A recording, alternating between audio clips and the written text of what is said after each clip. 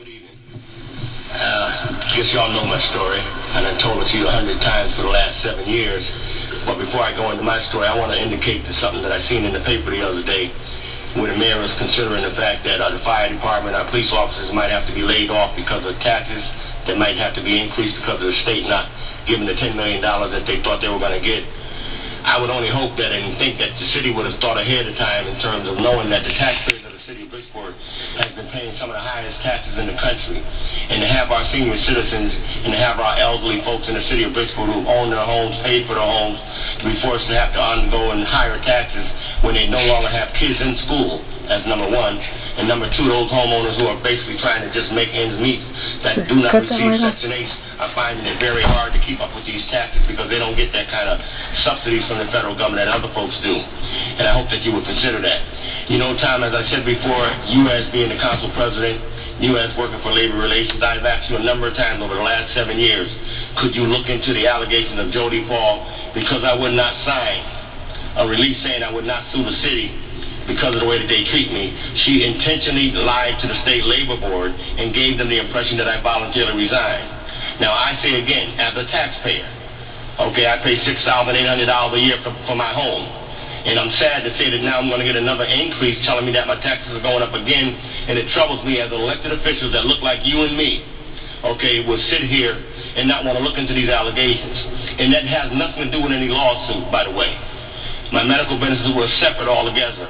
As someone who worked for the city for 27 and a half years, to be denied the opportunity to be able to receive my medical benefits after I was unjustly terminated, knowing that I filled out the proper forms and due process to get the justice that I've been denied.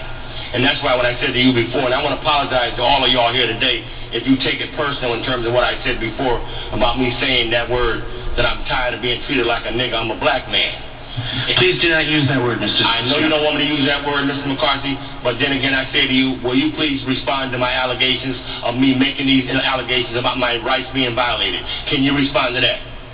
Will you respond to that? I ask you intentionally as a taxpayer, as a registered voter, will you look into the allegations of my rights being violated? I have no problem being told if you're wrong, and you deserve to be denied the right, if that's the case. But in my case, you know that that is a lie, Tom. And that's why I say to you as council president, as labor relations personnel director, will you respond? Will you look into these allegations? Can I get that word from you that you will look into the allegations that I said about Jody Paul misleading the labor board by telling them that I voluntarily resigned? Will you do that?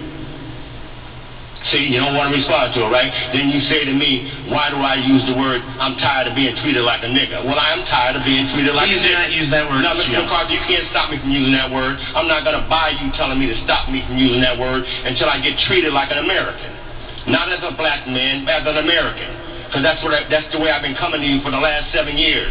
Not as using those kind of words, because I myself don't like using those words.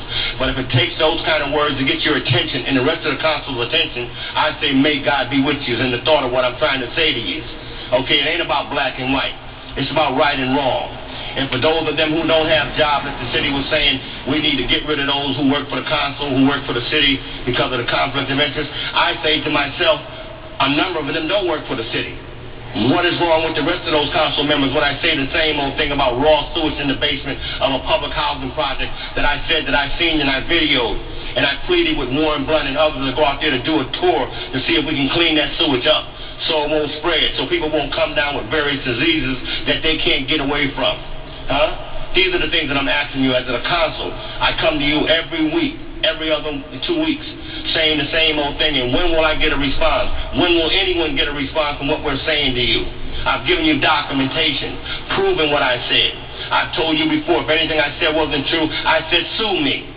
It's not about right, it's not about black and white, Tom, it's about right and wrong. And that's why I say to all the council members, even though it sounds like I'm making a reflection of all of y'all, because that's the way I'm being treated. And I shouldn't be treated like that, Tom. Now, the lieutenant stopped me 2 weeks ago when I left out of here. He told me that you didn't like me using that word. I don't like using that word. But if it takes me to use that word to get you to respond to what I'm talking about as a taxpayer, as an American, as an ex-city employee for 27 years who was unjustly terminated for not being at work when I was at work, you have evidence that I was at work. I've given it all to all of y'all council members, and not a one has said anything about it.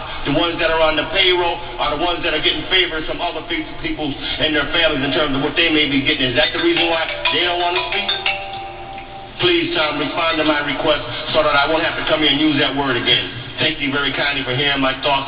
I hope to God that you will take heed to it, because I will be back with the same response if I don't get a response. May God be with you. Thank you, Mr. Young.